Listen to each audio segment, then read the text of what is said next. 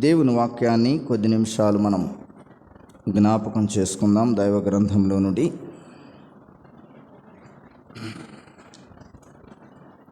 అపోస్తలుడైనటువంటి పౌలు తెస్సలోనికైలకు రాసినటువంటి మొదటి పత్రిక 5వ అధ్యాయం. అపోస్తలుడైన పౌలు తెస్సలోనికైలకు రాసిన మొదటి పత్రిక 5వ అధ్యాయం 23వ వాక్యాన్ని చదువుకుందాం. 23వ వాక్యం: సమాధానకర్తయగు దేవుడే మిమ్మును సంపూర్ణముగా పరిశుద్ధపరచునుగాక. మీ ఆత్మయు జీవమును శరీరమును మన ప్రభు అయిన యేసుక్రీస్తు రాకడయందు నిందారహితముగాను సంపూర్ణంగాను ఉండునట్లు కాపాడబడునుగాక. చిన్న మాట ప్రార్థన చేసుకుందాం. ప్రేమ కలిగిన తండ్రి, మీ మాటలు మా అందరికీ అనుగ్రహించమని, నీ పక్షాన్ని నిలబడి నిష్ప్రయోజకి నీ దాసుని ఆదుకుందురని యేసు ప్రభు నామముని ప్రార్థించి వేడుకొనుచున్నాం తండ్రి, ఆమేన్. మనం చదువుకున్నటువంటి తెస్సలోనికైలకు రాసినటువంటి మొదటి పత్రిక 5వ అధ్యాయం 23వ వాక్యం చదివాం. అంశం ఏమిటంటే, క్రీస్తు రాకడకై సిద్ధపడాలి అనే మాట. క్రీస్తు రాకడకై సిద్ధపడాలి. ఈ లోకంలో మనం అనేక విషయాలలో సిద్ధపడుతూ ఉన్నాం. లోక సంబంధమైనటువంటి వాటి విషయమై సిద్ధపాటు. చాలామంది లోక సంబంధమైనటువంటి ఆస్తులు సిద్ధపరుచుకుంటున్నారు. భౌతిక సంబంధమైనటువంటి ఈ లోక సంబంధమైనటువంటి వాటి కొరకు సిద్ధపాటు కలిగి ఉంటూ ఉన్నారు. కానీ యేసు ప్రభువు నమ్ముకున్నటువంటి విశ్వాసులందరూ సిద్ధపడవలసింది ఏంటంటే, ఆత్మ సంబంధమైన వాటి కొరకు సిద్ధపడాలి. ఇది ప్రభు అయిన యేసుక్రీస్తు వారి యొక్క 2వ రాకడ కొరకై ఉండవలసినటువంటి సిద్ధపాటు.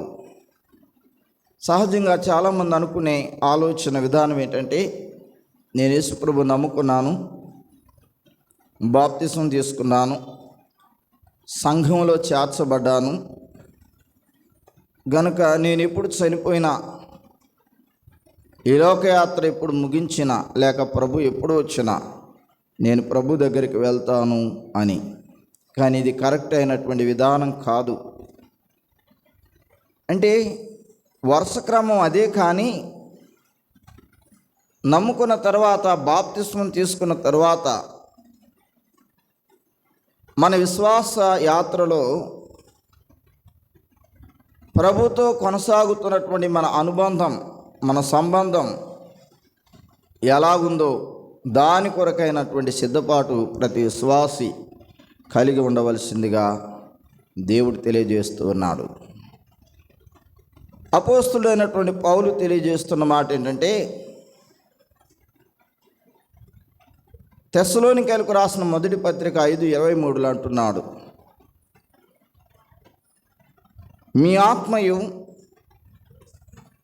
జీవమును శరీరమును మన ప్రభుని యేసుక్రీస్తు రాకడయందు నిందారహితముగాను సంపూర్ణంగా ఉండునట్లు కాపాడబడునుగాక అనే మాట చూస్తూ ఉన్నాం. అనగా ప్రభు రాకడకై మనము సిద్ధపరుచుకోవాల్సినవి, ప్రభు రాకడకై మనం నిందారహితంగా ఉంచుకోవాల్సినవి ఏమిటంటే, మన సర్వ శరీరం. ప్రభు రక్షించాడు, కాదనడం లేదు. ప్రభు పరలోక స్వాస్థ్యాన్ని మన కొరకు సిద్ధపరిచాడు, కాదనడం లేదు. కానీ ప్రభు ఇచ్చినటువంటి రక్షణలో, ప్రభు మనకు ఇచ్చిన విశ్వాసంలో మనము దాన్ని కాపాడుకోవాల్సిన బాధ్యత మన మీద ఉంది. నా రక్షణను గూర్చిన, నా విశ్వాసమును గూర్చిన బాధ్యత నా కుటుంబానికి లేదు, నా భార్య బిడ్డలకు లేదు, నా రక్షణ నాకే, నా రక్షణను కూర్చున్నటువంటి ఆలోచన, నా విశ్వాసమునకు వచ్చినటువంటి ఆలోచన నాకు సంబంధించింది. దీనిని కాపాడుకోవలసినటువంటి బాధ్యత కూడా నాదే. ఎవరికి వారమే నీ వ్యక్తిగతమైన జీవితాన్ని, నీ వ్యక్తిగతమైన విలువైనటువంటి పరిశుద్ధ జీవితాన్ని ప్రభు రాకడ కొరకు నీవు సిద్ధపరచుకోవాలి. నిందారహితంగా సంపూర్ణంగా కాపాడుకోవాల్సినటువంటి బాధ్యత నీ మీద ఉంది. ఈనాడు చాలా బోధలు వచ్చేసాయి, చాలా రకములైనటువంటి సిద్ధాంత క్రమాలు వచ్చేసాయి లోకంలో. మన క్రిస్టియానిటీలో సిద్ధాంత క్రమాలు వేరువేరుగా ఉండవచ్చు కానీ, వ్యక్తిగతమైన విశ్వాస జీవితాన్ని కాపాడుకోవాల్సినటువంటి బాధ్యత ఏ సంఘముల వారైనా ప్రభువు నమ్మిన వారికి ఉండవలసినటువంటి అది చాలా ముఖ్యమైనటువంటి సంగతిగా మనం చూస్తూ ఉన్నాం. నీ సంగతిని గురించి నాకు అవసరం లేదు, నా సంగతిని గురించి నీకు అవసరం లేదు. ఎవరికి వారిని మనం జాగ్రత్తగా చూసుకోవాల్సినటువంటి బాధ్యత ఉంది. యేసుక్రీస్తు ప్రభువారు తన రెండవ రాకడలో భూమి మీదకి వచ్చినప్పుడు ఆయనను చేరుకోవాలని ఆశ ఉంది, ఆరాటం ఉంది, నమ్మకం ఉంది, విశ్వాసం ఉంది. ప్రభు ఎప్పుడు వచ్చినా ఆయన దగ్గరికి వెళ్తామని ఆ విధానం ఉంది. మంచిదే. ఆ విధానానికి తగినట్లుగా, ఆ ఆశకు తగినట్లుగా మన జీవితాన్ని కాపాడుకుంటున్నామా? మన విశ్వాసమును కాపాడుకుంటున్నామా? మన యొక్క పరిశుద్ధతను కాపాడుకుంటున్నామా? ఇది ఎవరికి వారు మనం ప్రశ్న వేసుకోవాలి. హెబ్రీలకు రాసినటువంటి పత్రిక 12వ అధ్యాయం 14వ వచనం ఒక మాట మనం జ్ఞాపకం చేసుకుందాం. అపోస్తుడైనటువంటి పౌలు హెబ్రీలకు రాసినటువంటి పత్రిక 12:14 చదువుతారా?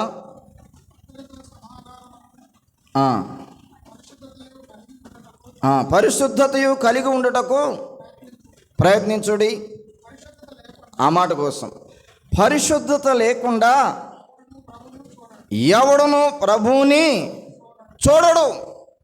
ఈ మాట గమనించాలి. ప్రభుని యేసుక్రీస్తు వారు తన రెండవ రాకడలో ఆయన వచ్చినప్పుడు ప్రభువుని ఎదుర్కొంటామనే విశ్వాసం ఉంది,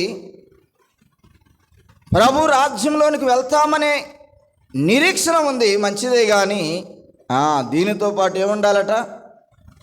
పరిశుద్ధత ఉండాలి, పవిత్రత ఉండాలి. నీ నా జీవితాలను పరిశుద్ధంగా కాపాడుకోవాలి అనేది ఇక్కడ మనం చూస్తూ ఉన్నాం. పరిశుద్ధత లేకుండా ప్రభువుని ఎవడు చూడలేడు. అంతే. పరిశుద్ధత లేకుండా ప్రభువుని ఎవడు చూడలేడు అంటే ఇది దేనికి సంబంధించినటువంటి మాట చెప్పండి? మన శరీరానికి, మన ఆత్మకు, మన జీవానికి, అంటే మన ప్రాణానికి. దీనిని కాపాడుకోవాలి అనేది దాని ప్రాముఖ్య అంశం అనేది మనం చూస్తూ ఉన్నాం. పరిశుద్ధత లేకుండా ప్రభువును చూడలేడు అంటే దాని అర్థం ఏంటంటే యేసుక్రీస్తు ప్రభు యొక్క రెండవ రాకడలో నీవు ఆయన దగ్గరికి వెళ్ళలేవు అని. పరిశుద్ధత లేకపోతే తీర్మానం చేసుకున్నాం, బాప్తిసం తీసుకున్నాం, సంఘంలో ప్రతి ఆదివారం ఆరాధన చేస్తున్నాం, ప్రతి కూడికలో పాలు పొందుతున్నాం, ప్రతి మీటింగులో హాజరవుతున్నాం, ప్రార్థన చేసేవారిగా ఉన్నాం, పాటలు పాడేవారిగా ఉన్నాం, పరిచర్య చేసేవారిగా ఉన్నాం. అన్నీ బాగానే ఉన్నాయి. కానీ పరిశుద్ధత ఉందా? నీ జీవితాన్ని పరిశుద్ధతలో కొనసాగింపజేస్తున్నావా? ప్రభువు చూసేది ఇది. పరిశుద్ధత లేకుండా ఎవడును ప్రభువును చూడలేడు. ప్రభువుని చూడాలని ఆశ. చాలామంది పాట పాడతారు, ప్రియ యేసు రాజా నీ రాక కొరకై నేనెదురు చూచుచుంటినో, నా ఆశ తీరా నా కన్నులారా నేనెప్పుడు నిన్ను చూతునో. ఇందులో ఎంత అర్థం ఉంది? ప్రియ యేసు రాజా నీ రాక కొరకు నేను ఎదురు చూస్తున్నాను, నీవు ఎప్పుడు వస్తావు, లేక నేనెప్పుడు నీ దగ్గరకు వస్తాను, కనులారా ఆశతో నిన్ను చూడాలి చూడాలి చూడాలి. కానీ కాపాడుకోవాలి కదా, మన జీవితాలను, మన పవిత్రతను, మన పరిశుద్ధతను కాపాడుకోవాలి. అప్పుడే ఆయన చూడగలం, అప్పుడే ఆయన సన్నిధికి చేరగలం. గనుక పరిశుద్ధతను మనం కాపాడుకోవాలి. హెబ్రీ పత్రిక 11వ అధ్యాయం 5వ మాటలో, హెబ్రీ పత్రిక 12:14 ఏముందంటే, పరిశుద్ధత లేకుండా ఎవడు ప్రభువును చూడలేడు అన్నాడు. అక్కడ ఇక్కడేమంటాడు 5లో, లేక 6వ వచనం, విశ్వాసం లేకుండా దేవునికి ఇష్టడై ఉండుట అసాధ్యం. ఇక్కడ దేవునికి ఒక వ్యక్తి ఇష్టంగా ఉండాలంటే విశ్వాసం ఉండాలి. ఎవరి మీద విశ్వాసం చెప్పండి? ఎవరి మీద? ఎవరి మీద విశ్వాసం? ఎవరి మీద? మనుషుల మీద, లోక సంబంధమైనటువంటి వాటి మీద. నీ విశ్వాసం ఎవరి మీద ఉంచావు? ప్రార్థనకు వస్తున్నావులే, ఆరాధన చేస్తున్నావులే, కూడికలో పాలు పొందుతున్నావులే, నీ విశ్వాసం ఎవరి మీద? ప్రభు అడుగుతున్నాడు. హానోకును గురించి చెప్పబడిన మాట 5వ వచనంలో కనబడుతుంటే, 6వ వచనంలో విశ్వాసం లేకుండా దేవునికి ఇష్టడై ఉండుట అసాధ్యం. విశ్వాసం ఉంది దేవుని మీద, అదే సమయంలో పరిశుద్ధతను కూడా మనము కాపాడుకోవాలి. ఒకానొక దినం పరిశుద్ధతను గూర్చిన లెక్క మనమందరం చెప్పాల్సిందే. ఆయన న్యాయపీఠ ఎదుట నిలబడాల్సిందే. ఎప్పుడది? ప్రభు మనల్ని పిలిచినప్పుడు, రెండవ రాకడలో క్రీస్తు ప్రభువారు మన దగ్గరకు వచ్చి మనల్ని తీసుకుని వెళ్ళినప్పుడు ఆయన ఒక లెక్క అడుగుతాడు. ఆ లెక్క మనం చెప్పాలి. 2వ కొరింథీ పత్రిక 5:10లో ఆ మాట ఉంటుంది. ఏమిటా మాట? చదువుతారా? కొరింథీలకు రాసిన 2వ పత్రిక 5:10లో, 5వ అధ్యాయం 10. ఎందుకనగా తాను జరిగించిన క్రియల చొప్పున మంచివైనా సరే చెడ్డవైనా సరే, ఈ మాట గమనించాలి, దేహముతో జరిగించిన వాటి ఫలమును ప్రతివాడు పొందునట్లు మనమందరము క్రీస్తు న్యాయపీఠం ఎదుట ప్రత్యక్షం కావాలి. ఈ దేహముతో జరిగించిన వాటి క్రియలను పొందేటట్లుగా మనమందరం క్రీస్తు న్యాయపీఠం ఎదుట ఏం చేయాలి? ప్రత్యక్షం కావాలి. ప్రభువారు ఎవరిని విడిచిపెట్టడు. విడిచిపెడతాడా? నేను తెలివిగలవాణ్ణి, జ్ఞానవంతుణ్ణి, మంచి హోదాలో ఉన్నవాడిని, మంచి స్థాయిలో ఉన్నవాడిని, లోక సంబంధంగా దేవుడు నన్ను ఉన్నతమైన స్థితిలో ఉంచాడు కాదనడం లేదు. కానీ ప్రభు తన రెండవ రాకడలో మనందరినీ పిలిచినప్పుడు మనమందరం క్రీస్తు న్యాయపీఠం ఎదుట ప్రత్యక్షం కావాలి. ఇది విశ్వాసులకు జరగబోయే తీర్పు. తెలుసా? మనందరికీ జరగబోయే తీర్పు ఒకటి ఉంది. అది న్యాయపీఠం. యేసు ప్రభుని ఎరగని వారికి జరిగే తీర్పు వేరు. అది ధవలమైన సింహాసనం. ఇది న్యాయపీఠం అయితే అది ధవలమైన సింహాసనం. అది 25వ అధ్యాయం మత్తయి సువార్తలో.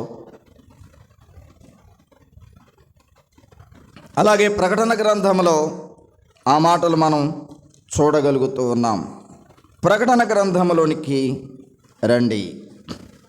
ప్రభువైన యేసుక్రీస్తు వారు తన రెండవ రాకడలో వచ్చినప్పుడు, ఆయన తన పరిశుద్ధుల పరివారంతో వచ్చినప్పుడు 20వ అధ్యాయం 11లో చూడండి. మరియు ధవలమైన సింహాసనమందు దాని అందు ఆసీనుడై ఉన్న ఒకరిని చూసితిని అనే మాట ఇక్కడ ఉంది. ధవలమైన సింహాసనం అన్నాడు. ఈ ధవలమైన సింహాసనం మీద కూర్చొని ఆయన ఎవరికి తీర్పు తీరుస్తాడంటే నమ్మని వారికి తీర్పు తీరుస్తాడు. మత్తయి సువార్త 25వ అధ్యాయం ఆ సంగతులు ఉన్నాయి. మొదట అంశం ఏంటంటే బుద్ధి లేని కన్యలు, బుద్ధిగల కన్యలు. వారి తర్వాత నమ్మకమైన దాసుడు, చెడ్డదాసుడు. ఆ తర్వాత గొర్రెలు, మేకలను గూర్చిన ప్రస్తావన. విశ్వాసులకు జరగబోయే తీర్పును గూర్చి మత్తయి సువార్త 25లో మనం చూస్తాం. ఇవన్నీ రెండవ రాకడలో ప్రభు వచ్చినప్పుడు జరుగుతాయి కాదనడం లేదు, కానీ ఆ రాకడ కొరకై మనం సిద్ధపడుతున్నామా? ఒక ప్రయాణం ఉంటే ఆ ప్రయాణానికి సంబంధించినటువంటి సిద్ధపాటు ఎంతగా ఉంటుందో మనకి, ఏది మర్చిపోకుండా అన్నీ సిద్ధం చేసుకుంటాం ఆ ప్రయాణానికి సరిపడా. మన ప్రయాణం పరలోకానికి, ప్రభు దగ్గరికి. ఇది ఆత్మీయ ప్రయాణం, ప్రభుతో ఉండే ప్రయాణం. ఈ లోకంలో ఏదైనా ఒక ప్రయాణం ఒక చోటకు వెళ్ళామంటే తిరిగి మరలా, అర్థమవుతుందా? తిరిగి మరలా మనం ఏం చేయాలి? రావాలి సొంత గూడికి. కానీ ఈ ప్రయాణం తిరిగి వచ్చే ప్రయాణం కాదు. ఆఖరి ప్రయాణం ప్రభు దగ్గరికి. ఆ ప్రయాణానికి మనం సరైన సిద్ధపాటు ఉండాలి. ప్రభు రాకడ కొరకైన సిద్ధపాటు ఉండాలి. దానికి సంబంధించినటువంటి ప్రాముఖ్యమైనటువంటి సంగతి ఏంటంటే ప్రతి విశ్వాసి తన పరిశుద్ధతను కాపాడుకోవాలి. తన పరిశుద్ధతను కాపాడుకోవాల్సినటువంటి బాధ్యత మనందరి మీద ఉన్నది అని దైవ గ్రంథములో మనం చూస్తూ ఉన్నాం. ప్రియులారా, మరొక మాట మనం చూసినట్లయితే తెస్సలోనికైలకు రాసినటువంటి మొదటి పత్రికలోని 3వ అధ్యాయం 12-13 వచనాలు చదువుకుందాం. చూడండి, 3వ అధ్యాయం 12-13. మరియు మన ప్రభుని యేసు తన పరిశుద్ధులందరితో వచ్చినప్పుడు మన తండ్రి అయిన దేవుని ఎదుట మీ హృదయములను పరిశుద్ధత విషయమై అనింద్యమైనవిగా చాలయ్యా. మన ప్రభుని యేసు తన పరిశుద్ధులందరితో వచ్చినప్పుడు మన తండ్రి అయిన దేవుని ఎదుట మీ హృదయములను పరిశుద్ధత విషయమై అనింద్యమైనదిగా ఉన్నదా? హృదయాలు పరిశుద్ధంగా ఉండాలి. మన హృదయాలు పవిత్రంగా ఉండాలి. ఆయన రాకడ కోసం సిద్ధపాటు ఇది. ప్రియమైన వారలారా, మనం ఎలాగున్నాం? లేవియాకాండం 20వ అధ్యాయంలో 20వ అధ్యాయంలో 26వ వచనం చదువుతారా? 20వ అధ్యాయం 26 చదువుతారా త్వరగా? లేవియాకాండం 20వ అధ్యాయం 26వ వచనం. అయ్యా, మీరు నాకు పరిశుద్ధులై ఉండవలెను, యెహోవా అను నేను పరిశుద్ధుడను. ఈ మాట గమనించండి. మీరు నా వారై ఉండునట్లు అన్యజనులలో నుండి మిమ్మను వేరుపరచితిని. యెహోవా అను నేను పరిశుద్ధుడను, మీరు నా వారై ఉండునట్లుగా నేనేం చేశాను అంటున్నాడు దేవుడు. అన్యజనులలో నుండి మిమ్మలను వేరుపరిచాను. ఎందుకు వేరుపరిచాడు ఆయన? నేను ఎలాంటి వాడనో మీరు కూడా అలాంటి వారిగా ఉండాలని నేను వేరు చేశాను. వేరుపరచాను మిమ్మలను నా వారుగా ఉండడానికి. ప్రభు ఈ కార్యాన్ని చేస్తే, నా వారుగా ఉండుటకు ఆయన కార్యం చేస్తే, మనం చాలా సందర్భాల్లో మనం ఏమవుతామంటే, నీ వారం కాదయ్యా, మేము సాతాను సంబంధులం, నీ వారం కాదు, మేము లోక సంబంధులం అని కొన్నిసార్లు తొలగిపోతాం. మన ఇష్టం వచ్చినట్లుగా లోకంలో అనేక వాటికి లోబడిపోతాం. ప్రభు అంటున్నాడు, నేను పరిశుద్ధుడనై ఉన్నాను గనుక మీరు పరిశుద్ధులుగా ఉండడానికి మిమ్మల్ని ఏం చేశానంటే అన్యజనులలో నుండి ఏం చేశాడట, వేరుపరిచాను అంటున్నాడు. వేరుపరిచాను. యోహాను సువార్త 17వ అధ్యాయం 19వ వాక్యంలో ప్రభు ప్రార్థన చేస్తున్నాడు, యేసు ప్రభు వారు. ఆ ప్రార్థనలు ఏముందంటే, వారు సత్యమందు ప్రతిష్ఠ చేయబడినట్లుగా వారి కొరకై నన్ను నేను ప్రతిష్ఠ చేసుకొనుచున్నాను అన్నాడు. యేసు ప్రభు వారు తండ్రితో ప్రార్థన చేస్తున్నటువంటి సందర్భం ఇది.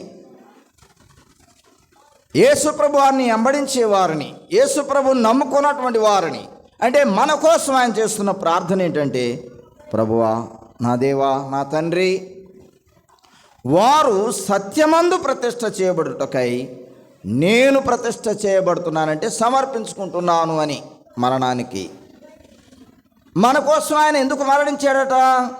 సత్యములో ప్రతిష్ఠ చేయబడ్డానికి, సత్యములో నిలబడడానికి.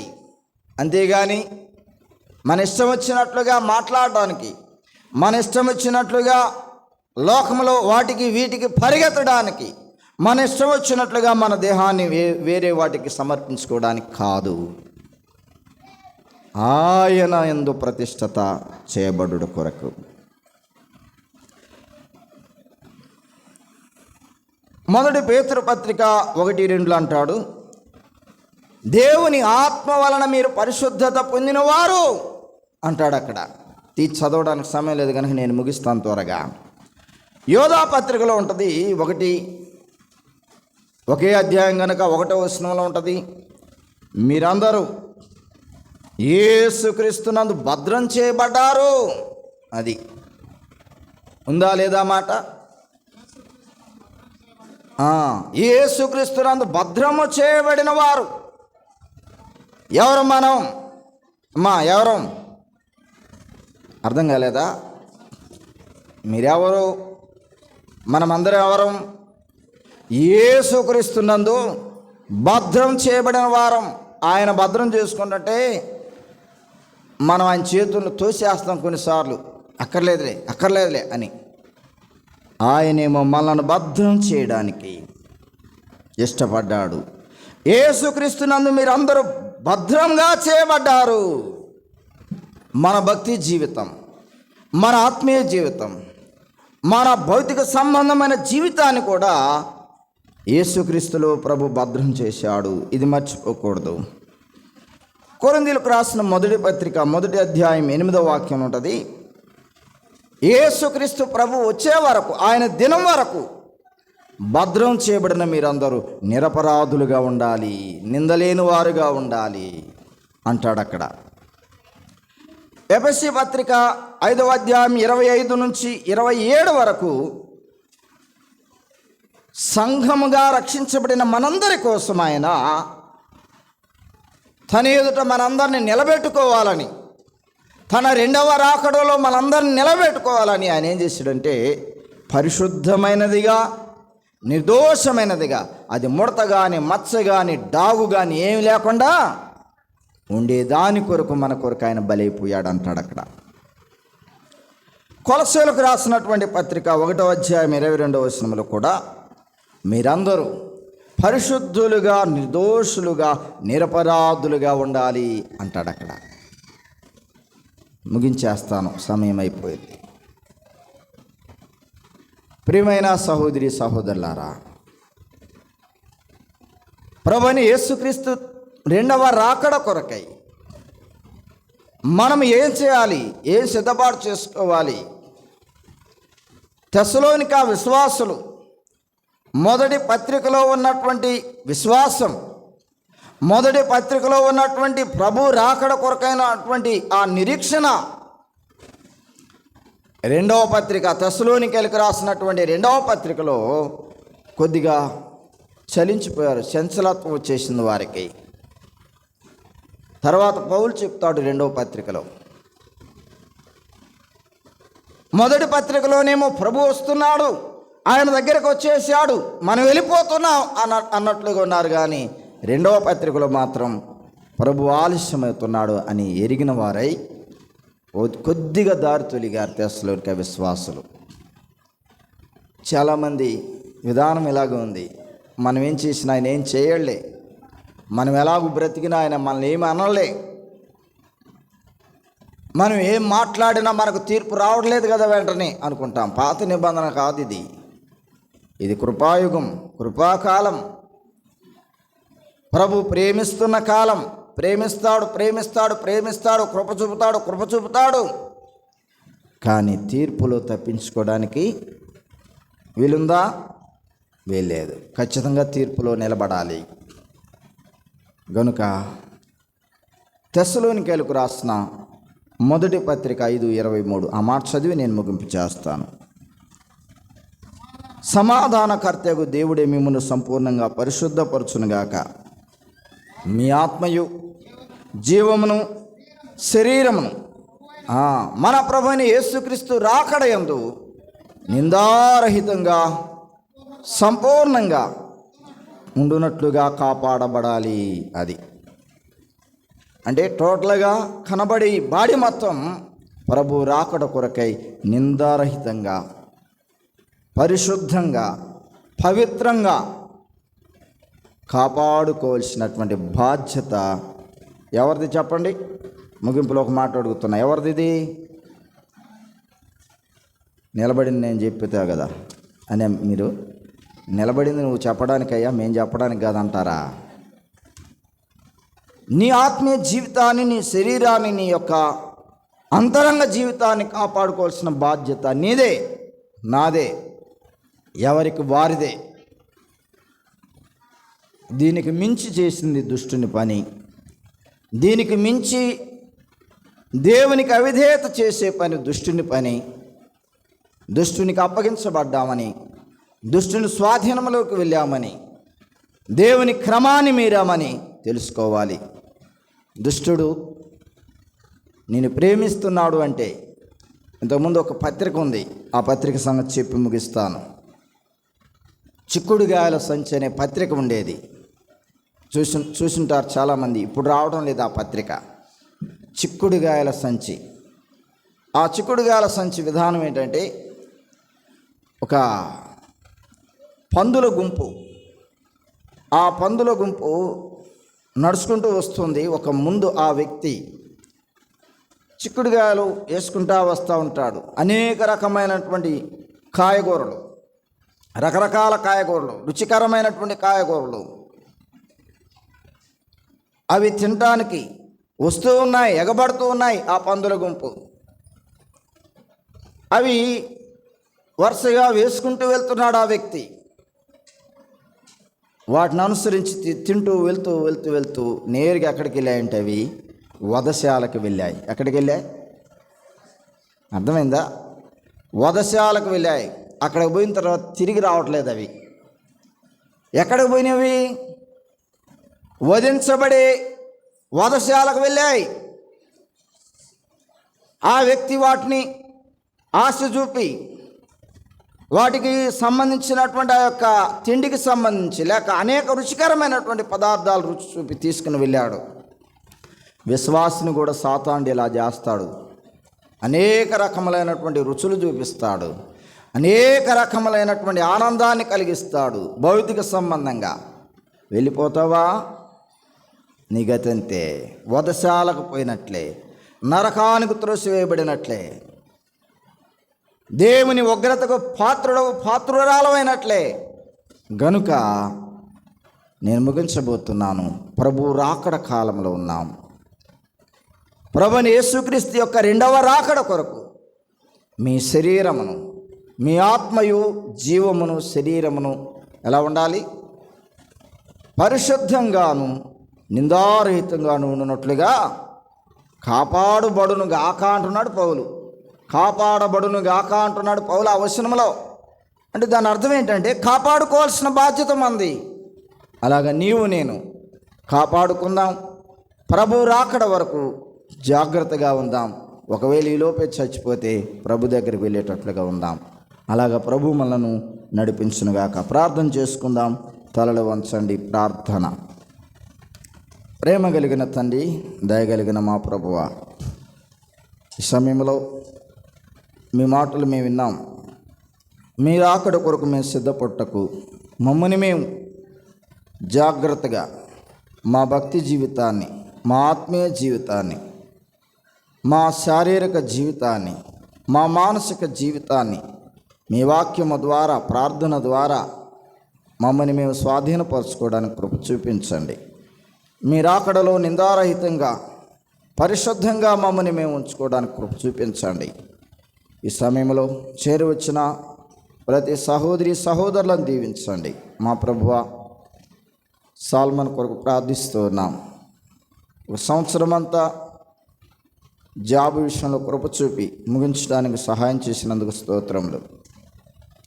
తీసుకొచ్చిన పలహారాన్ని బట్టి మిమ్మల్ని స్తుతిస్తూ ఉన్నాం. అయ్యా,